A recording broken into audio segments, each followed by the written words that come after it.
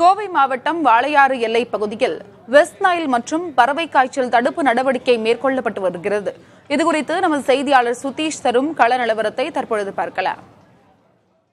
கேரள மாநிலம் மலப்புரம், கோழிக்கோடு, திருச்சூர் உள்ளிட்ட 3 மாவட்டங்களில் வெஸ்ட் நைல் வைரஸ் பாதிப்பு இருந்ததை அடுத்து இந்த வைரஸ் பாதிப்பு தொடர்பாக ஒருவர் உயிரிழந்திருக்கிறார். இந்நிலையில் கேரள தமிழக எல்லை ஓரத்தில் அமைந்திருக்கக்கூடிய கோவை மாவட்டத்தில் இதன் பாதிப்புகளை தவிர்ப்பதற்கான நடவடிக்கைகள் கோவை மாவட்ட சுகாதாரத்துறையால் மேற்கொள்ளப்பட்டு வருகிறது.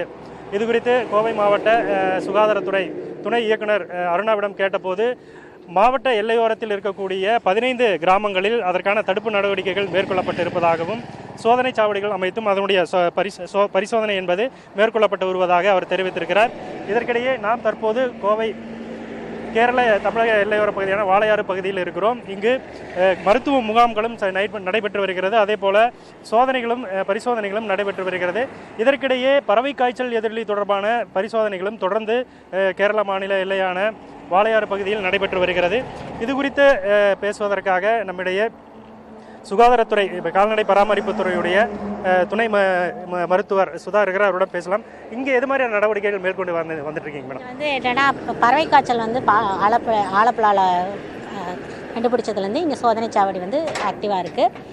ஏப்ரல் 19 சோதனை சாவடி 24 மணி நேரம் கண்காணிப்பில் இருக்குது. பறவை சம்மந்தமான எந்த பொருட்களும் உள்ளே அலோவ் பண்ணுறதில்ல. வழக்கமாக தமிழ்நாட்டிலேருந்து தான் கேரளாவுக்குள்ளே போகும். அப்படி போயிட்டு திரும்பி வர காலி வாகனங்களுக்கு தான் நான் இதை சொல்கிறேன். அங்கேருந்து வரும்போது சுத்தம் செஞ்சு வரணும். சுத்தம் செய்யப்படாத வாகனங்களோ இல்லை இறந்த கோழிகளோ கோழி குஞ்சுகளோ உயிருடன் இருப்பதோ வந்தால் திருப்பி அனுப்பப்படுகின்றன. நாம் நேரடியாக பார்க்கலாம். கேரளாவில் இருந்து கொண்டு வரப்பட்டு, அதாவது இங்கிருந்து லோட் மூலமாக கொண்டு வரப்பட்டு கோழிகள் திரும்ப வரும்போது இறந்த கோழிகள் கொண்டு வரப்பட்டிருக்கிறது. இதை கால்நடை பராமரிப்புத்துறை கண்டுபிடித்து இதை மீண்டும் திரும்ப அனுப்பக்கூடிய பணிகளில் தற்போது அவர்கள் ஈடுபட்டிருக்கிறார்கள். அதற்கான நடவடிக்கைகள் மேற்கொள்ளப்பட்டு வருகிறது. கோவையிலிருந்து ஒளிப்பதிவாளர் தேவருடன் சுதீஷ்.